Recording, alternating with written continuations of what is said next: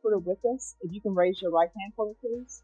Do you solemnly swear or affirm that you will faithfully translate from English into Spanish and Spanish into English, so help you God? The judge kicks things off by swearing in the interpreter, a small step with huge stakes. One slip in translation could completely change how the defendant understands his rights. Thank you, Julie. All right, you can lower your hand if you'll state your name for the record. Happy Abrams, license number 208. All right, so the first thing, my understanding is that he is requesting a jury trial. Is that correct? Judge, before we reach that matter, I would like to ask the court to ensure that Mr. Salinas is desiring us to represent him. I know this was a question before, but before we proceed to jury trial, I think I need to put it on the record again if he wants us to represent him or not. Oh, well, what I can tell everyone, this is an old case. I know that your firm was wanting to withdraw, and that motion was filed, and the court denied it. And if he wants another attorney and does not want you to represent him, then he needs to have an attorney who's prepared for trial tomorrow, because this specific case will be going to trial tomorrow. Here's the twist. The defendant doesn't even want this lawyer. But unless a new attorney shows up ready for trial tomorrow, he's stuck. Imagine walking into court with someone you've been trying to fire for months. Judge, he has been trying to fire us for 2 months. And we did not attempt to withdraw on our own request. We attempted to withdraw because he asked us anyway. He said asking the court to appoint him an attorney since July. No, he has not. Those motions are in the file. No, he has not been asking for this court to appoint him an attorney. And if my understanding is, one, you have not been the attorney who's been on this case. There's been another attorney from your firm, and where is that attorney? Because that's the attorney. No, that attorney needs to be here because he's listed as his attorney. Anthony Wilson, is that who you're speaking of? No, I'm speaking of. Yes, where is he? I'm not sure. I think he is now taking care of other business. He needs to come up here and take care of this business. Okay. Because I can see an honesty that there's been some pro se motions filed requesting an appointed attorney. Let me just explain to everybody how pro se motions work. When somebody has retained counsel, their pretrial motions are not heard by the court. Their pretrial motions are only heard if they are pro se. He is not pro se. And Carlos Ramirez, who has been here, needs to be here. He knew that this was here. So I do not understand why he's not present. Okay. But the issue that we need to determine is if he, just for the sake of trial, and I understand, Judge, that you're going to call this case bar regardless, but for his sake and ours, I need to put on the record if he is wanting us to represent him in that trial. All right. So what I'm telling you is the person to be asked those questions and to put it on the record is Carlos Ramirez, not you. Well, I am also listed as a current record judge. Well, I'll have them check to see if that's the case. Ms. Ferguson, can you look and see if she's listed as an attorney of record? Or is it just their firm? Yes.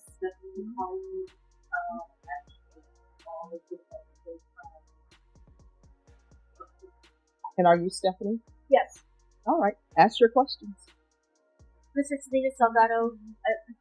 That's a bold play, trying to stop the live stream. But the judge shuts it down fast. What do you think?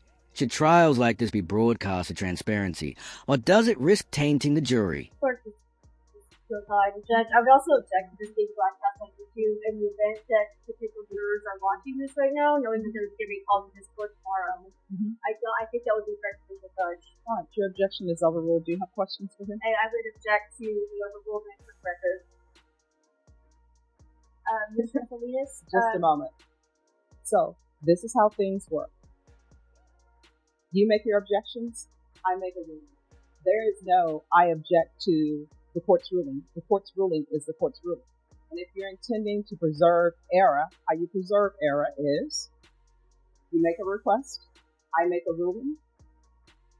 That's your error. It's preserved. preserving your error is not if I overrule an objection or I sustain an objection and you say, well, I'm objecting to your overruling or sustaining the objection.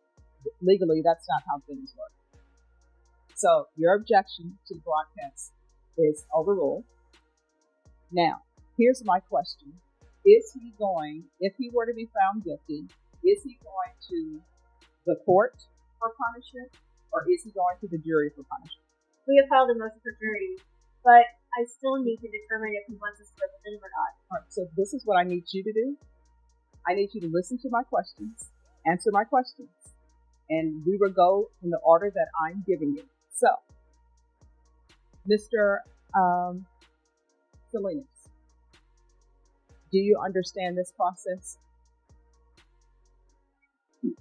Have they explained to you about jury trial? Well, let me strike that question. Don't answer that question. Let me explain to you.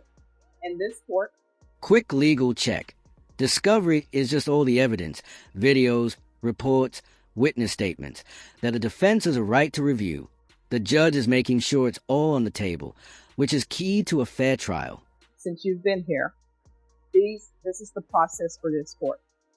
First thing that happens is I make sure that defense attorneys have all of the discovery.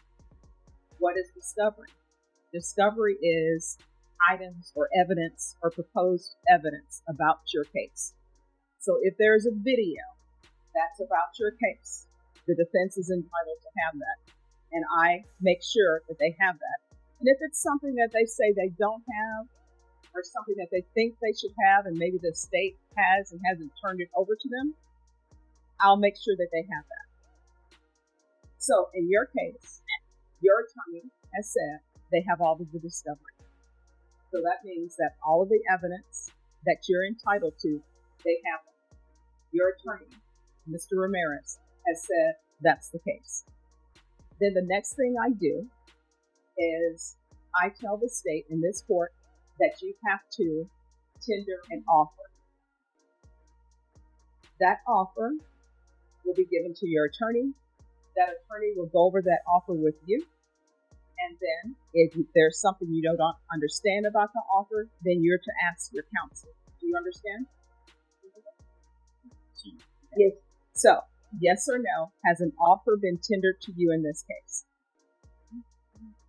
No. No. All right. So this is what we're going to do. I'm going to have you sit down.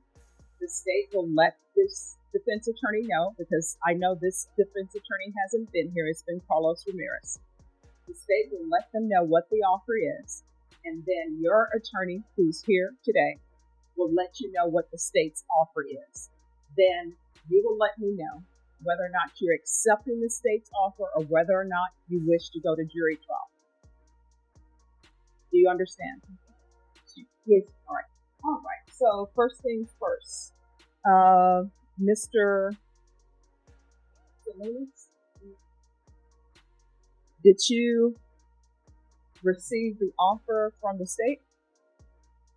Yes. All right. Did you understand the offer? Yes. So, knowing what the state's offer is, were you able to reach an agreement with them or no? And there it is, the turning point. The defendant rejects the deal and bets it all on a jury trial. Big risk, big stakes. If it were you, would you roll those dice? No. All right. Are you asking for a jury trial? Yes.